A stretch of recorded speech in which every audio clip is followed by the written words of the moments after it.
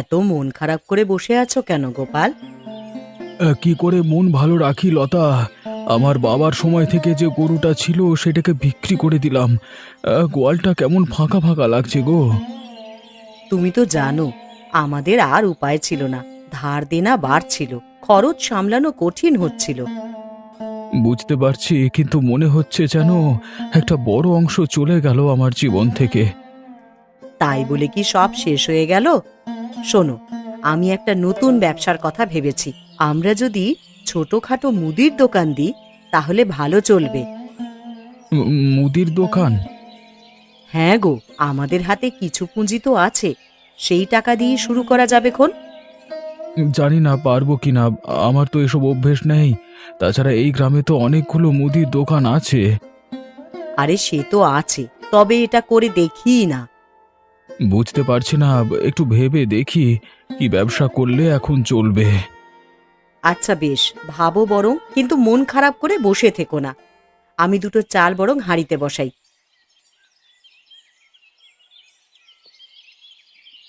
হ্যাঁ গো, শুনছো? বলি গোপাল তার গরুটা তো বিক্রি করে দিল গো। হ্যাঁ, শুনেছি খুব ভালো হয়েছে। এই বহুদিন ধরে ওর ওই গরুটা দেখে আমার গায়ে জ্বালা ধরতো। এবার দেখি গোপাল কি করে। কিন্তু নগেন, আমি ভাবছি গরু বেচার টাকাটা দিয়ে ও নিশ্চয়ই কিছু করবে। করবে তো করবে, করুক না, ওর ভাগ্যে কপালে কিচ্ছু নেই। আমি কিন্তু ঠিক ততটা নিশ্চিত নই। গোপাল আর লতা সোজা সাপটা মানুষ, কিন্তু লতা বুদ্ধিমতী। যদি তারা ব্যবসা শুরু করে, ব্যবসা? গোপাল আর ব্যবসা? ও পারবে না। নগেন, তুমি ওকে হিংসা করো সেটা আমি বুঝি, কিন্তু ও যদি সত্যি উন্নতি করে তাহলে তখন তো তোমার জ্বালা আরো বাড়বে। ঠিকই বলেছ, এই গোপালের উন্নতি আমি কিছুতেই দেখতে পারবো না, কিছু একটা করতেই হবে। নগেন, তুমি কিন্তু আবার কোনো খারাপ কিছু করো না। ঠাকুর যা করেন ভালোর জন্যই করেন গো। অন্যের ক্ষতি করে নিজের ভালো চাওয়া পাপ। আহা, আরে তুমি থাকো তোমার ভালোই, আমি বুঝে নেব কি করতে হবে, গোপালকে আর উঠতে দেব না।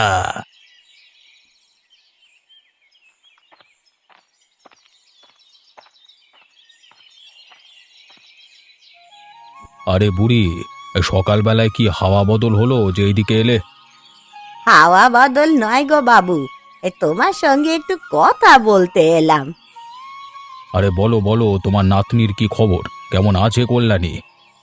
তা ভালোই আছে বাবু, স্কুলে পড়াচ্ছে, গ্রামের মেয়েদের লেখাপড়ার সুযোগ করে দিচ্ছে।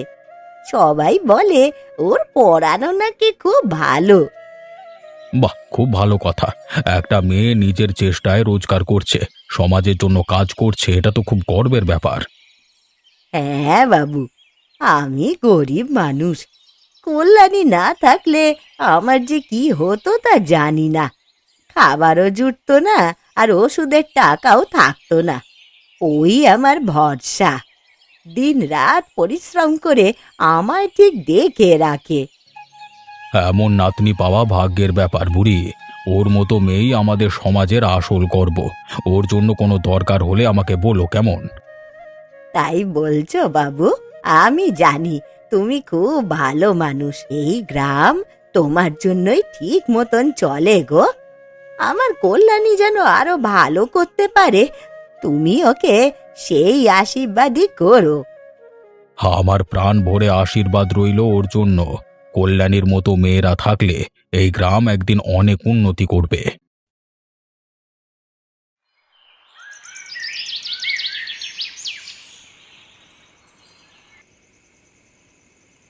আমি ভেবে দেখলাম এই গায়ে মুদির দোকান দিয়া লাভ নেই, অনেক মুদির দোকান আছে।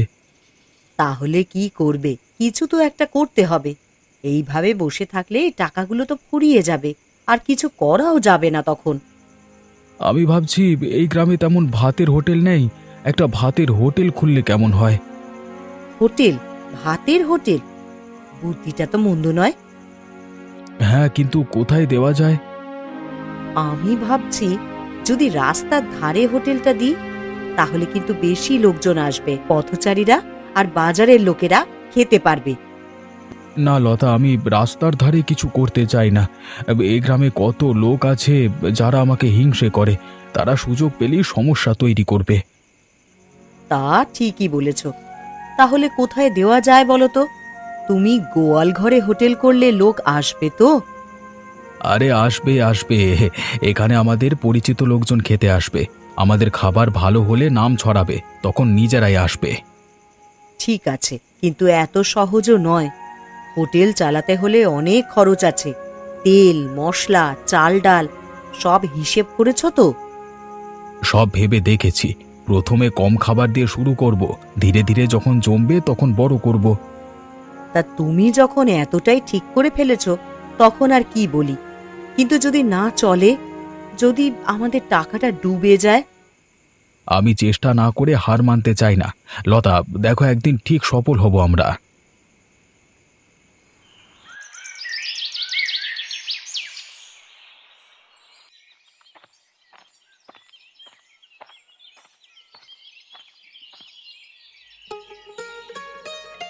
আরে এই যে মাস্টার রানী, কেমন আছেন?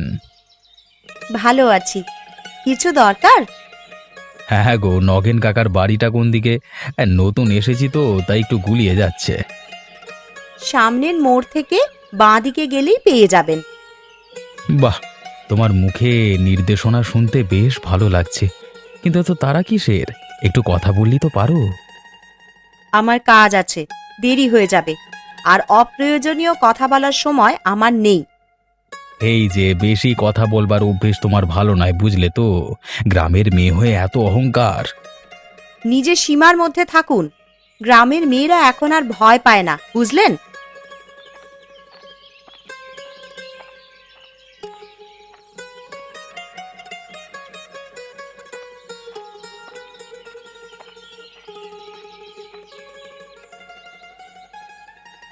অবিনাশবাবু, একটা খবর জানেন? গোপাল তার গরুটা বিক্রি করে দিয়েছে। কি বলছো কি? ওই গরুটা তো খুব ভালো দুধ দিত, গ্রামেও সবাই ওর দুধ, কিন্তু হঠাৎ বিক্রি করলো কেন? কে জানে, আমার তো সন্দেহ ও নিশ্চয়ই ওর টাকা অন্য কোনো কাজে লাগাবে। আরে অন্য কাজে লাগাবে বললি তো খারাপ কিছু বোঝায় না নগেন। হয়তো ওর কোনো দরকার ছিল। গোপাল সৎ মানুষ, অন্যায় কিছু করবে না। বাবু, আপনি বোঝেন না। গরু বেচে এখন যদি কিছু ব্যবসা ট্যাবসা করে তাহলে তো গ্রামের ভারসাম্য নষ্ট হবে। সবাই যার যার মতো বড় লোক হতে চাইলে হবে? হ্যাঁ নগেন, গ্রামের মানুষ উন্নতি করলে তাতেই গ্রামের ভালো হয়। গোপাল যদি কিছু করতে চায়, আমি তাকে সমর্থন করি। আপনি বরাবর গোপালের পক্ষই নেন, কিন্তু আমি ওকে দেখতে পারি না, বুঝলেন? ওকে আমি কিছুতেই উঠতে দেব না। নগেন, হিংসা মানুষকে ছোট করে। গোপালের ভাগ্যে যা আছে তা ও পাবেই। তুমি অন্যের ক্ষতি না ভেবে নিজের ভালো নিয়ে ভাবো।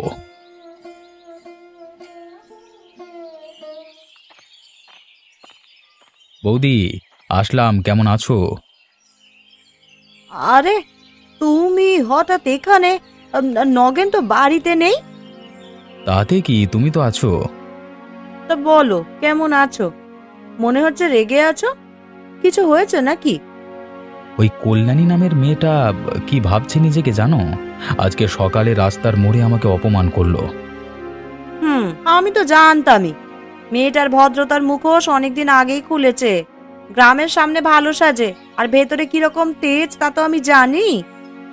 বৌদি, ওকে আমি ছাড়বো না। এমন শাস্তি দেব যে জীবন ভর মনে রাখবে। তোমার রাগ আমি বুঝি, কিন্তু তবুও সাবধানে থেকো। অবিনাশ বাবু ওর দিকেই আছে, আর পুরো গ্রামও কিন্তু ওকেই সমর্থন করে। আমাকেও চেনে না গ্রামবাসী। আমি যা চাই সেটা করে ছাড়ি। ওই মেয়েটাকে দেখে নেব আমি।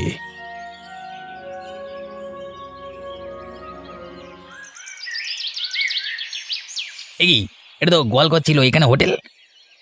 হ্যাঁ নগেনদা, আমি আর লতা মিলে হোটেলটা শুরু করলাম। এই গ্রামে হোটেল, তাও আবার গোয়াল ঘরে? এটা চলবে মনে করছো? হ্যাঁ হ্যাঁ। চেষ্টা না করলে জানবো কিভাবে চলবে কি চলবে না? শোনো গোপাল, এই কাজ তোমার জন্য নয়। এই গ্রামে কেউ কখনো হোটেল চালায়নি, আর চালানো সম্ভব না। নগেনদা, আমি ঠিক করেছি যে এই কাজটাই করব। নিজের পায়ে দাঁড়ানোর জন্য কিছু তো করতে হবে। তোমাকে মানুষ বলবে গরিবের হোটেলওয়ালা, তাতে কোনো লজ্জা নেই? এই পরিশ্রম করলে লজ্জার কিছু নেই নগেনদা। আমি কারোর দয়া চাই না, নিজের পরিশ্রমে কিছু করতে চাই। কিন্তু আমি এটা হতে দেব না। আপনি আমাদের সিদ্ধান্ত থেকে পিছু হটাতে পারবেন না নগেনদা। আমরা ঠিক করেছি এই হোটেল চালাবো, আর এটা চলবেও।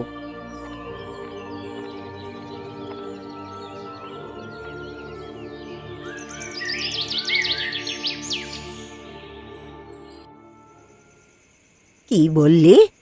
আজ সকালে ওই অভিজিৎ তোর সঙ্গে দুর্ব্যবহার করলো? হ্যাঁ ঠাকুমা, সে খুব বাজে ইঙ্গিত করছিল, কিন্তু আমি চুপ করিয়ে দিয়েছি। মাগো, এ তো খুব খারাপ হলো দেখছি। ওই ছেলে ভালো নয় রে, তার চোখ মুখেই কুচক্রিতা ভরা। তুই তার সঙ্গে তর্ক করলি কেন রে? ঠাকুমা, অন্যায়ের সঙ্গে চুপ করে থাকার মেয়ে আমি নই। সাহস নিয়ে বাঁচতে হবে, বুঝলে? মেয়েরা বেশি কথা বললে সমাজের লোকে মেনে নেয় না রে। আর নগেনের মতলবও তো ভালো না। ওরা তোকে কিছু করলে? ওরা কিচ্ছু করতে পারবে না ঠাকুমা। অন্যায়ের বিরুদ্ধে লড়াই করতে গেলে ভয় পেলে চলবে না। আমি একজন শিক্ষিকা, সমাজে মেয়েদের এগিয়ে যাওয়ার শিক্ষা দিচ্ছি। আর নিজেই যদি ভয় পাই, তাহলে ওদেরকে কি শেখাবো বলো তো? তুই ঠিকই বলিস মা, কিন্তু তোর জন্যে আমার বড্ড চিন্তা হয় রে। তুমি দুশ্চিন্তা করো না ঠাকুমা, অন্যায়ের ভয় পেলে ওরা আরো সাহস পাবে। আমি জানি কিভাবে লড়তে হয়।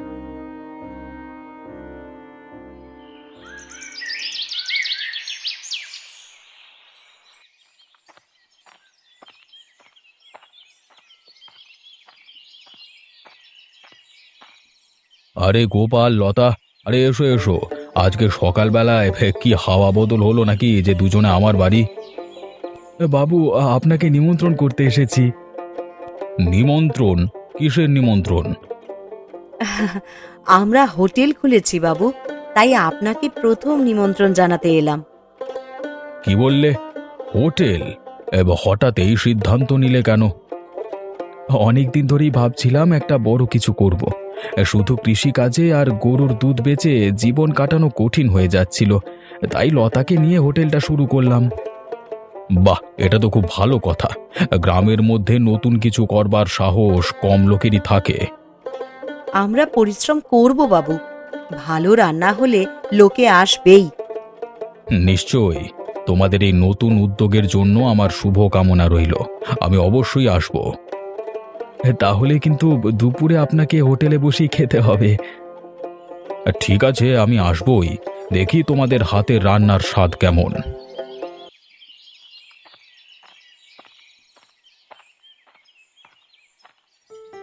এই যে মাস্টার মশাইনি, আজ তো বেশ সাহেব বিবির মতো হাঁটছো। কোথায় যাত্রা? অভিজিৎ বাবু, আপনার কোনো কাজ নেই? অযথা রাস্তার মাঝখানে দাঁড়িয়ে সময় নষ্ট করছেন কেন? আরে আমি কি আর এমনিই দাঁড়িয়ে আছি? দাঁড়িয়ে আছি তোমার সাথে একটু গল্প করব বলে। গল্প করার জন্যে ভদ্রতা দরকার, আর সম্মানও। ভদ্রতা? সম্মান? তুমি কি বলতে চাইছো? আমি অভদ্র? অভদ্র হওয়া কেবল ব্যবহারে নয়, চিন্তাধারাতেও প্রকাশ পায়।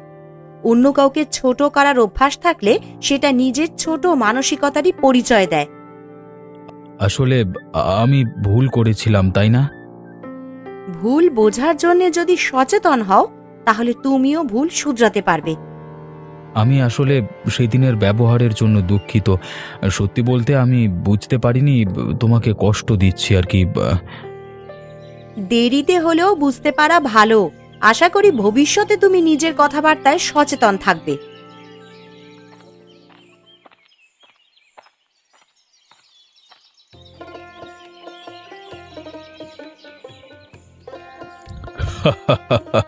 আরে দারুণ রান্না গোপাল, তোমার এই উদ্যোগ খুব ভালো হয়েছে। ধন্যবাদ বাবু, চেষ্টা করছি সবাইকে ভালো কিছু খাওয়ানোর।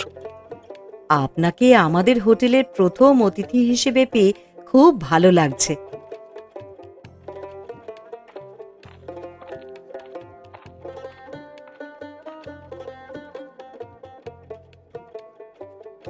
বাবু, আপনি এই গোয়াল ঘরে বসে খাচ্ছেন গ্রামের মোড়ল হয়ে, এটা কি মানায়? কেন, আমি তো দেখছি খুব ভালো পরিষ্কার পরিচ্ছন্ন একটা জায়গা। গোপাল লতা পরিশ্রম করছে, ভালো খাবার দিচ্ছে, তাতে তোমার সমস্যা কোথায়? কিন্তু এদের গোয়াল ছিল এটা, গ্রামের মানুষ কি এখানে খেতে চাইবে? কেন নয়? যদি খাবার ভালো হয় মানুষ অবশ্যই আসবে, আর পরিশ্রম করে খেলে কোনো কাজই ছোট নয় নগেন। কিন্তু এটা গ্রামের নিয়মের বাইরে। গোপাল যদি এভাবে বড় হতে থাকে তাহলে তাহলে কি তুমি কি হিংসায় পুড়ে যাচ্ছ? অন্যকে উন্নতি করলে তোমার সহ্য হয় না? নগেন, আমি বলছি, গোপালের পেছনে লেগে থাকা বন্ধ করো, নিজের কাজে মন দাও। অন্যের ভালো দেখলেই বাধা দেওয়া মানুষের ভালো লক্ষণ নয়। ঠিক আছে বাবু, আমি ভুল করেছি। গোপাল, আমাকে ক্ষমা করো। আপনি ক্ষমা চেয়ে কোনো লাভ নেই নগেন। মানুষকে তার নিজের ভাগ্য গড়বার সুযোগ দাও।